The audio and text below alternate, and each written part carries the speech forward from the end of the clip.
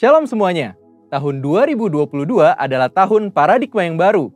Secara umum, arti dari paradigma adalah sebuah cara orang memandang sesuatu. Paradigma yang dimiliki seseorang mempunyai peranan penting untuk menentukan bagaimana ia bersikap kepada kejadian yang dialami dan meresponi hal-hal yang terjadi dalam hidupnya. Saat kita mendengar mengenai paradigma yang baru, tentu kita berpikir, jika ada paradigma yang baru, pasti ada paradigma yang lama. Mari kita bandingkan keduanya. Perbedaan pertama adalah paradigma lama adalah hasil kejatuhan manusia di dalam dosa. Sedangkan paradigma baru ada proses manusia menerima karya salib Kristus di kayu salib. Perbedaan kedua, paradigma lama berasal dari dunia. Sedangkan paradigma baru berasal dari Bapa di sorga. Perbedaan yang ketiga, manusia yang memakai paradigma lama berpandangan semua untuk diri sendiri. Sedangkan orang percaya yang memakai paradigma yang baru mempunyai fokus untuk menyenangkan Tuhan. Perbedaan yang keempat, tujuan dari manusia yang memakai paradigma lama hanya semata-mata ingin dihormati dunia. Di sisi lain, orang percaya yang memakai pandangan yang baru mempunyai tujuan untuk membawa penghormatan hanya kepada Tuhan. Perbedaan yang terakhir, manusia yang memakai paradigma lama melakukan hal-hal baik hanya supaya tidak masuk neraka dan takut tidak diberkati. Di sisi lain, orang yang percaya yang memakai paradigma baru mempunyai motivasi untuk berbuat baik karena mereka sudah diselamatkan oleh Tuhan dan melakukannya dengan sukacita karena mereka mengasihi Tuhan. Jadi, setelah kita mengetahui perbandingan antara paradigma lama dengan paradigma baru di dalam Tuhan, tentu kita ingin hidup di dalam paradigma baru. Pertanyaannya, bagaimana kita bisa hidup dalam paradigma yang baru di dalam Tuhan? Yuk kita lihat contoh dari seorang bernama Zakheus.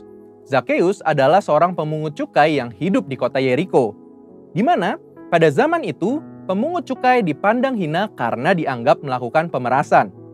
Namun suatu kali, saat mendengar Yesus datang ke kotanya, dia memanjat sebuah pohon supaya bisa melihat Yesus. Perjumpaan dengan Yesus terjadi saat itu. Setelah bertemu dengan Tuhan Yesus, paradigmanya berubah. Tukang peras ini seketika menjadi murah hati. Saat itu juga dia berkata bahwa setengah harta miliknya akan diberikan kepada orang miskin. Dan jika ada yang pernah diperasnya, akan dikembalikan 4 kali lipat. Perubahan paradigma hanya bisa terjadi saat kita berjumpa secara pribadi dengan Tuhan Yesus. Kita tidak mampu dengan kekuatan kita sendiri.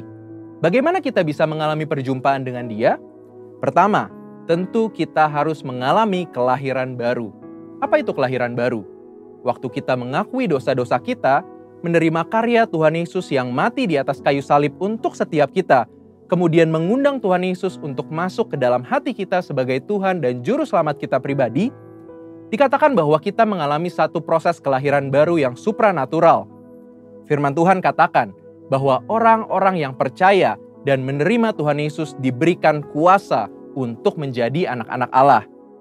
Di samping itu, Tuhan Yesus mengatakan sebelum dia naik ke sorga bahwa kita tidak ditinggalkannya sendiri. Dia menjanjikan seorang penolong, yaitu Roh Kudus. Roh Kudus yang dicurahkan pada hari Pentakosta 2000 tahun yang lalu, kini ada bersama dengan kita. Bahkan sesuai dengan yang disampaikan oleh gembala pembina kita Pak Niko, bahwa kita sedang dalam masa Pentakosta yang ketiga, di mana Roh Kudus sedang dicurahkan dengan dahsyat, yang akan membangkitkan generasi Yeremia yang mencintai Tuhan Yesus dan menghasilkan penuaian jiwa yang terbesar dan yang terakhir. Roh Kuduslah yang akan memberikan kuasa kepada setiap kita untuk mengalami perubahan paradigma. Seperti yang dikatakan oleh Rasul Paulus, supaya kita tidak menjadi serupa dengan dunia ini, tetapi berubah dalam pembaharuan budi sehingga kita dapat mengetahui kehendak Allah, apa yang baik, yang berkenan kepada Allah, dan yang sempurna. Inilah paradigma yang baru itu. Namun, selain kita mengalami perubahan paradigma karena menerima anugerah keselamatan di dalam Tuhan Yesus dan pertolongan Roh Kudus, kita juga perlu berusaha untuk tidak menjadi serupa dengan dunia ini. Hal penting yang harus kita ingat adalah kita hidup di dunia ini hanya sementara. Firman Tuhan katakan, dunia ini sedang lenyap dengan segala keinginannya, tetapi orang yang melakukan kehendak Allah tetap ada untuk selama-lamanya. Biarlah kita fokus kepada kekekalan dan hidup selalu untuk melakukan kehendak Allah. Satu lagi, kita mengalami perubahan paradigma saat kita membaca firman Tuhan atau Alkitab.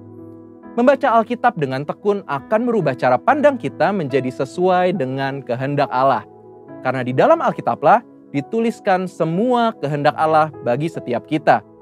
Nah, karena kita sudah lahir baru, sudah menerima Roh Kudus dan kuasanya yang dahsyat di masa Pentakosta ketiga ini, yang perlu kita lakukan supaya memiliki paradigma yang baru ialah, yang pertama, hidup tidak serupa dengan dunia ini. Yang kedua, tekun membaca dan mempelajari Alkitab. Dan yang ketiga, ikuti tuntunan Roh Kudus setiap hari. Mari kita hidup dalam paradigma yang baru dengan sukacita karena Tuhan Yesus sungguh mengasihi setiap kita. Untuk artikel lengkapnya dari tim teologi kami, silahkan klik link yang ada di atas atau scan QR Code yang tersedia. Tuhan Yesus memberkati.